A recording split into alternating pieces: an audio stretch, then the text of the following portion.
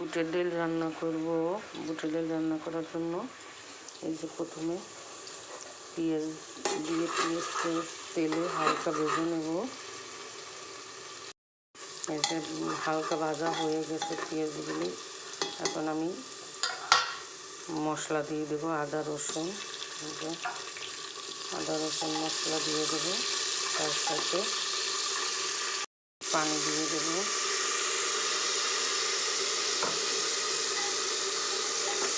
পানি দিয়ে দিলাম মশলার সাথে।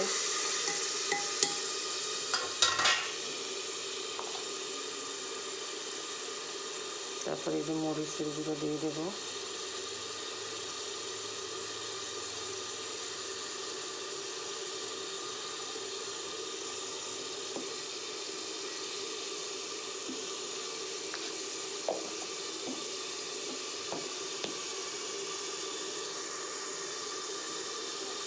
তারপর হলুদের গুঁড়ো দিয়ে দেব। এই যে হলুদের গুঁড়ো। এখন ভালো করে মশলা কষিয়ে নেব।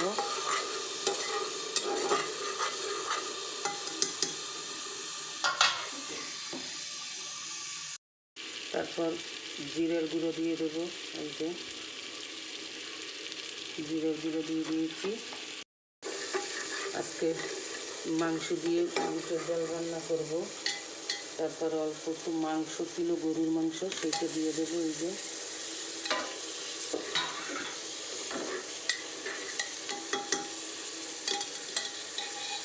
পানি দিয়ে দেবো, যেহেতু মশলা পুড়ে ওঠে তাই পানি দিয়ে দিলাম।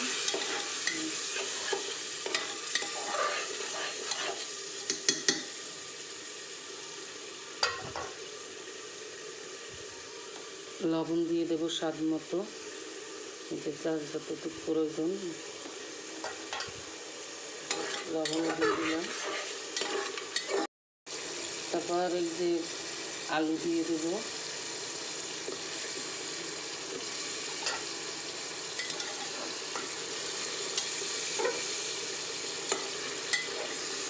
আলু দিয়ে দিয়েছি। মাংস আলু বুটের ডাল রান্না করলে ভালোই লাগে। তারপরে মশলা দিয়ে দেবো। এই যে এলাচ,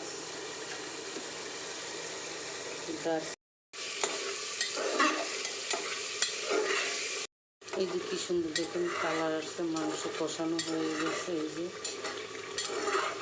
মাংস কষানো শেষ। এখন এই ডাল দিয়ে দেবো, বুটের ডাল।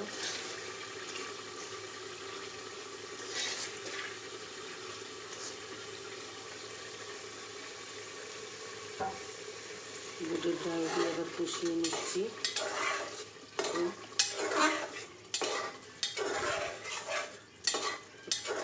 কষানো হবে, তারপর পানি দিয়ে দেব। এখন ডাল কষিয়ে নিচ্ছি। আমার ডাল কষানো শেষ। ডালটা আমি ভিজিয়ে রেখেছিলাম, তাই বেশি কষানো লাগতেছে না। অল্প কষানোতে মানে একবার কষানোতেই হয়ে গেছে, যেহেতু ডাল নরম বুটের ডাল। এখন পানি দিয়ে দেব। পানি দিয়ে দিয়েছি।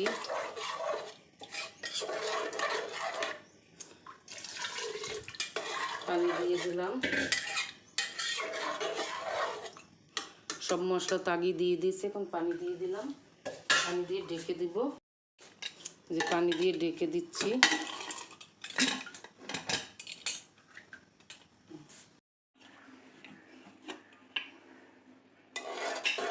হয়ে গেছে আমার ডাল রান্না, বুটের ডাল।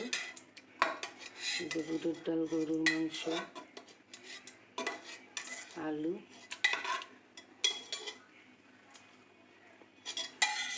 দারুণ লাগে। ঢেলে নেওয়া হয়ে গেল।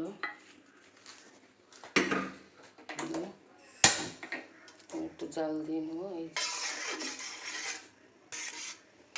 বুটের ডাল, গরুর মাংস, আলু, মজার খাবার আজকের দুপুরের।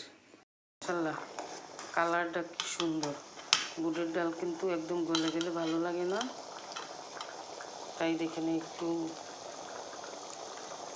যে এরকম রাখলে সবসময় বুটের ডাল খেতে খুব মজা হয়। এই যে বুটের ডাল, আলু আর মাংস রান্না আজকে শেষ। আজকের দুপুরের খাবার আমাদের বুটের ডাল, গরুর মাংস দিয়ে আলু রান্না করলাম। বুটের ডাল গরুর মাংস দিয়ে রান্না করে খাবেন, দেখবেন খুব মজা হবে, টেস্ট হবে। আমার মা বুটের ডাল আর গরুর মাংস যখন রান্না করতো তখন খুব ভালো লাগতো খেতে। আজকে আমিও রান্না করলাম।